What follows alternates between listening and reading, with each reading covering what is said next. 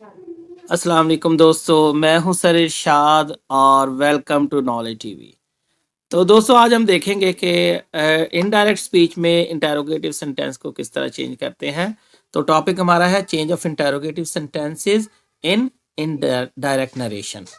While changing direct speech into indirect speech, interrogative sentences will change in this way. तो ये तरीकाकार है जिनके तहत या रूल्स हैं जिनके तहत इंटेरोगेटिव सेंटेंसेस चेंज होते हैं इनडायरेक्ट स्पीच में। जरा देख लीजिएगा।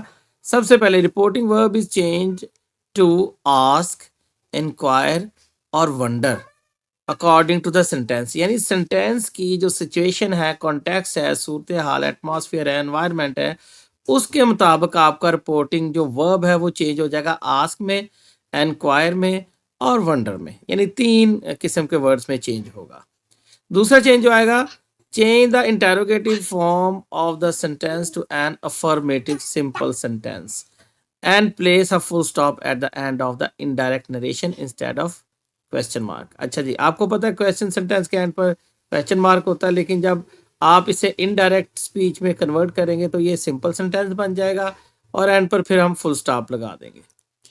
इसके बाद तीसरी कंडीशन देखें, if the sentence begins with WH words such as where, how, etcetera, then we will not use that in the indirect speech for conversion sorry. तो आप देखते हैं कि जब हम डायरेक्ट स्पीच से इनडायरेक्ट स्पीच में हम सेंटेंस को चेंज करते हैं तो हम दैट लगाते हैं। तो यहाँ पर दैट यूज़ नहीं होगा जब WH वर्ड से जैसे वेयर है या हाउ है से आपका सेंटेंस शुरू हो रहा हो। तो if the sentence begins with the helping verb such as do, did, have, etcetera, then conjunction if और whether are used to transform it into indirect narration. जब आपके वर्ड्स इज, एम, आर वगैरह से शुरू हों तो या डू, डिड, हैव यानी हेल्पिंग वर्ब से शुरू हो, जिनका आंसर यस और नो में दिया जा सके, उनसे शुरू हो, तो आप फिर इफ या वेदर को यूज करते हैं इनडायरेक्ट नरेशन में। ठीक है जी, जब आप इसको तब्दील करते हैं। तो लेट्स सी, देखते हैं जी। हम सबसे पहले यस और नो वाले क्वेश्चन ही देख लेते हैं। She said to her mother, are you going to school tomorrow?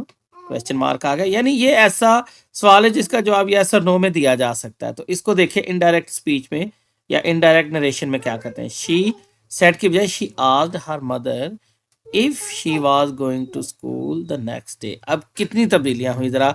Said to जो है आस में चेंज हो गया और आर जो यस नो का ये क्वेश्चन है तो इफ लग गया जी। ठीक है जी, तो आर जो है वो वाज में चेंज हो गया और टुमारो जो है वो नेक्स्ट डे में चेंज हो गया। यानी she asked her mother if she was going to school the next day, इस तरह ही चेंज हो जाएगा। नेक्स्ट देखते हैं जी।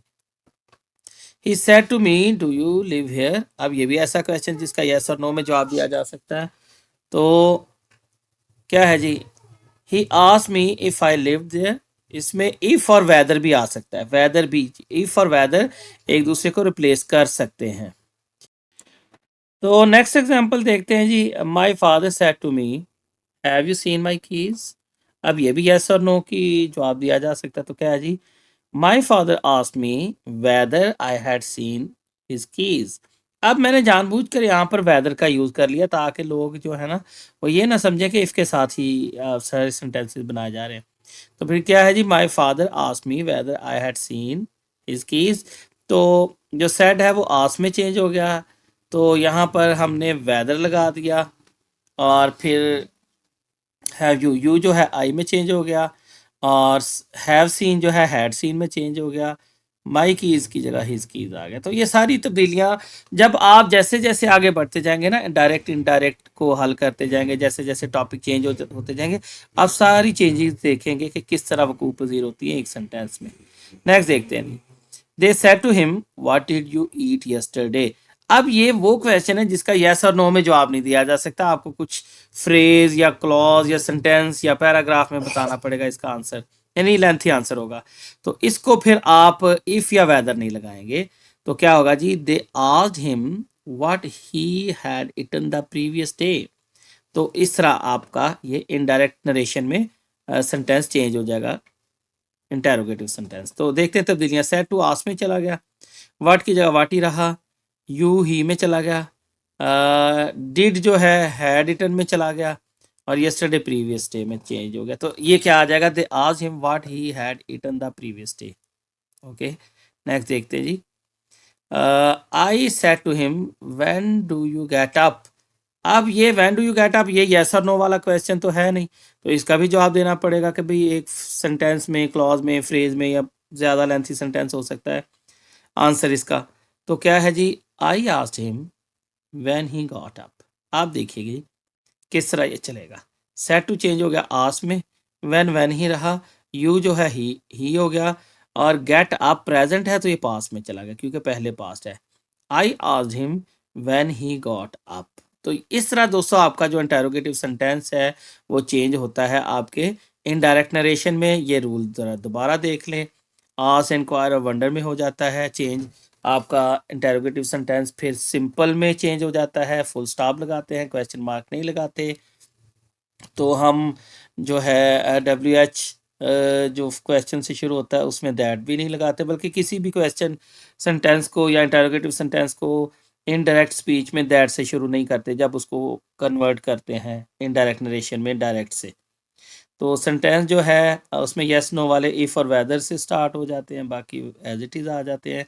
तो दोस्तों बहुत शुक्रिया देखने का। आप वीडियो देखकर लाइक भी करें, शेयर भी करें, बाकी दोस्तों को भी बताएं, खासकर 9th-10th वाले और इंटर वाले जो स्टूडेंट हैं, फेडरल बोर्ड वाले भी, उनके भी कोर्स में ये शामिल है। सबको कहें इस वीडियो को देखें, लाइक करें, शेयर करें, सब्सक्राइब करें चैनल को, और जिस भी टॉपिक पर आप कहेंगे कमेंट में बताएं, मैं आपको ग्रामर के हवाले से या लिटरेचर के हवाले से वीडियो बनाकर शेयर कर दूंगा, बल्कि इस चैनल पर ही शेयर कर दूंगा। अगर किसी बच्चे को, किसी टीचर को, किसी कॉलीग को, किसी दोस्त को ये नोट्स चाहिए या वीडियो चाहिए तो मुझे कमेंट में बताइए, मैं आपको ये सेंड कर दूंगा। ठीक है जी, थैंक यू, खुश रहिए, सबको खुश रखें। फिर नेक्स्ट टॉपिक के साथ मिलेंगे। ओके, खुदा हाफिज़।